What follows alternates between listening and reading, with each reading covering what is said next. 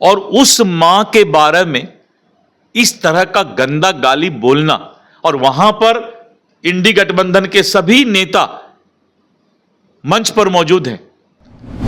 आज राष्ट्रीय जनता दल हो, कांग्रेस के लोग हों, इंडी गठबंधन के लोग हों, अगर उनके भी लोगों को अलग में करके पूछिए को क्या तुम्हारे मां को गाली बका जा सकता है, वो बोलेगा नहीं। चाहे रेवंत रेड्डी हो, चाहे स्टालिन हो, चाहे अखिलेश यादव हो, चाहे जो भी हो, अब किस मुंह से राजनीति बिहार करने आएंगे? एक मां को गाली जिस स्टेज से बका जाए, उस स्टेज पर कोई किस मुंह से आएगा?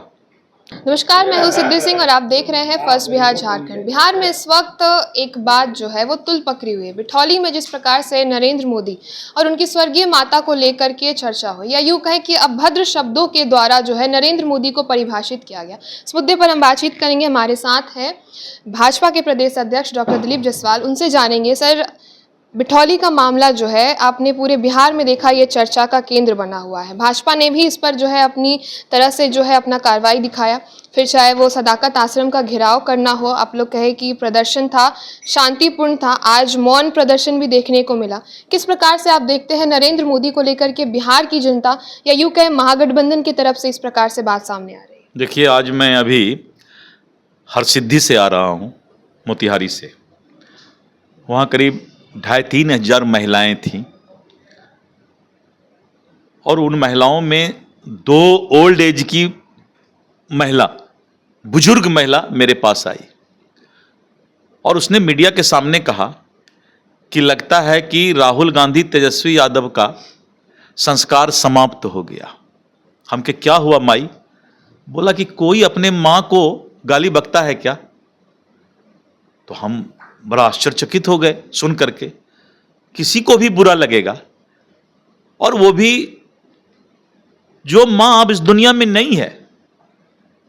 जिस मां ने जिंदगी में अपने जीवन में कभी सुख नहीं देखा, प्रधानमंत्री जब नरेंद्र मोदी जी बने, उसके बाद भी वो प्रधानमंत्री के आवास में नहीं, वो उसी घर में रहती थी जिस घर के पहले किसी के घर में बर्तन मांज करके वो अपनी जिंदगी गुजारी। और उस मां के बारे में इस तरह का गंदा गाली बोलना, और वहां पर इंडी गठबंधन के सभी नेता मंच पर मौजूद हैं। एक एक लोग, मैं तो सीधा कहता हूं कि पाप का घड़ा जब भरता है तब इंसान के मुंह से ये सब शब्द आता है। वो मंच इसके लिए तब बनता है। इसलिए प्रतिकार बीजेपी नहीं, प्रतिकार हर वो इंसान कर रहा है जिसने अपने मां को सम्मान दिया है। आज राष्ट्रीय जनता दल हो, कांग्रेस के लोग हों, इंडी गठबंधन के लोग हों, अगर उनके भी लोगों को अलग में करके पूछिए को क्या तुम्हारे मां को गाली बका जा सकता है, वो बोलेगा नहीं। तो ये माहौल आज पूरे बिहार, पूरे देश के अंदर लोग ये पूछ रहे हैं कि उस मां की क्या गलती थी जिसको तुमने मंच पर, और वो शब्द तो लोग बोल नहीं सकता है जिस तरह का गंदा शब्द बोला गया। तो अब इसमें जो है मुझे लगता है कि इससे बड़ा राजनीतिक पतन कुछ भी नहीं हो सकता है। ये पतन क्या, पराकाष्ठा पार कर गया। उसी मंच पे उसी महागठबंधन को अब देखा जाए तो तमिलनाडु के सीएम, तेलंगाना के सीएम के बाद अब अखिलेश यादव का भी साथ मिला आज महागठबंधन की यात्रा में, वो भी दिखा। नहीं, अब तो चाहे रेवंत रेड्डी हो, चाहे स्टालिन हो, चाहे अखिलेश यादव हो, चाहे जो भी हो, अब किस मुंह से राजनीति बिहार करने आएंगे? एक मां को गाली जिस स्टेज से बका जाए, उस स्टेज पर कोई किस मुंह से आएगा? जिसको थोड़ा भी शर्म होगा अब उस स्टेज पर तो नहीं आएगा जिस स्टेज से इतना बड़ा हरकत किया गया, गंदा हरकत किया गया है। चलिए, कोई बात नहीं है, इसका जवाब जनता भी देगी और ऊपर वाला भी देगा। महागठबंधन की इस यात्रा को सर आप कहां तक देख पाते हैं? सफल देख रहे हैं आप? बिहार में प्रभाव डालने की कोशिश हुआ है? वोट चोरी का नारा जो है कहीं सफल हुआ है? देखिए, वोट चोरी और मतदाता को कोई मतलब नहीं है। एक भी मतदाता अपनी आवाज नहीं उठा रहा है। कोई भी राजनीतिक दल का आदमी जब यात्रा निकालेगा, उसके दल के लोग तो आएंगे ही। तो ये दल के लोग, दलीय लोग आ रहे हैं और ये यात्रा का हवा निकल चुका है, टायर पंचर हो चुका है, किसी मतदाता को कोई दिक्कत नहीं है। इसीलिए अभी तो अब वो बात अलग हो गई सबसे पहले कि राहुल गांधी जी, तेजस्वी यादव जी मां को गाली बका गया है, उस मां को जिस मां ने जिंदगी में तपस्वी, तेजस्वी और उस मां को आपने जो है गाली बका है, वो तेजस्वी जवाब दे, वो राहुल जी जवाब दे।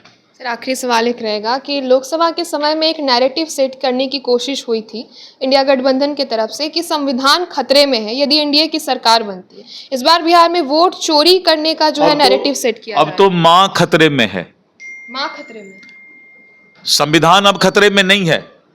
संविधान तो तब ना होगा जब हमारा संस्कार बचा होगा। अब तो हम लोग सभी की मां खतरे में है।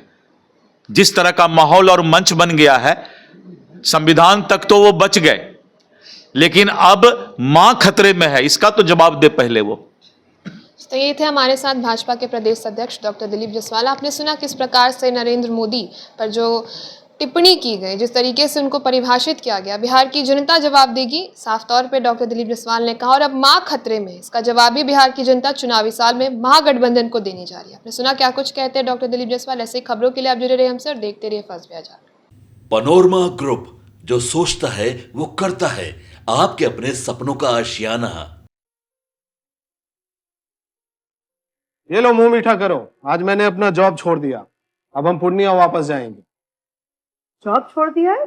मतलब ये घर कैसे चलेगा? हम करेंगे क्या? और माँ बाबूजी क्या बोलेंगे?